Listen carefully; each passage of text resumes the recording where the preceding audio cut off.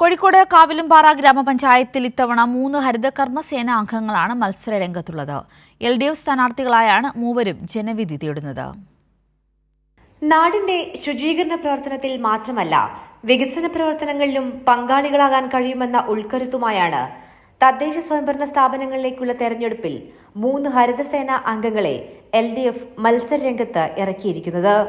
കാവിലുംപാറ ഗ്രാമപഞ്ചായത്തിലെ 3-ാം വാർഡിൽ സംഗീത കച്ചേരിയും 17-ാം വാർഡിൽ സുജനയും 16-ൽ സഹിതയുമാണ് ഹരിതസേനാ അംഗങ്ങളായി മത്സരരംഗത്തുള്ളത്.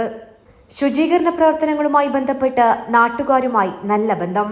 നാടിനെ ശുചിത്വപൂർണമായി കാത്തുവെക്കുന്ന മനുഷ്യരിൽ നാട്ടുകാർക്കും പ്രതീക്ഷകൾ ഏറെ.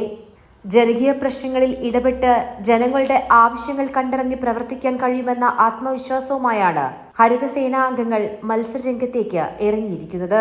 കാവിലുംപാറ പഞ്ചായത്തിലെ 3 ഹരിതകർമ്മസേനകളാണ് ഞങ്ങൾ 3 പേരും. ഒരാൾ 17-ാം വാർഡിലേതും, ഒരാൾ 16-ാം വാർഡിലെ, ഒരാൾ 3-ാം വാർഡിലെ LDFിൻ്റെ സ്ഥാനാർത്ഥികളായി മത്സരിക്കുകയാണ്. ശുചിത്വത്തിന് വേണ്ടി പ്രവർത്തിച്ച് വിവിധ വാർഡുകളിൽ എല്ലാ ആൾക്കാരെ മുക്കുമൂലയിലും പ്രവർത്തിച്ച് ഓരോ കുടുംബാംഗങ്ങളെപ്പോലെ പ്രവർത്തിച്ചു വരികയായിരുന്നു. ഇനി വലിയൊരു ഉത്തരവാദിത്തത്തിലേക്കാണ് ഞങ്ങൾ നീങ്ങിക്കൊണ്ടിരിക്കുന്നത്. ശുചിത്വത്തോടൊപ്പം തന്നെ നാടിൻ്റെ വികസന തുടർച്ചയ്ക്ക് വേണ്ടി പ്രവർത്തിക്കുന്നതായിരിക്കും. ഇടതുപക്ഷ ജനാധിപത്യ മുന്നണി സ്ഥാനാർത്ഥിയായി മത്സരരംഗത്ത് ഇറങ്ങിയത് ആത്മവിശ്വാസമാണ് ഇവർക്ക്. ചൂണ്ടിക്കാണിക്കാൻ സർക്കാരിന്റെ നിരവധി വികസന പദ്ധതികൾ.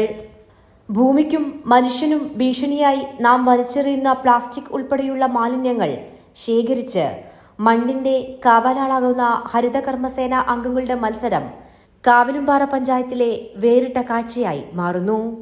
കൈരളി ന്യൂസ്, കോഴിക്കോട്.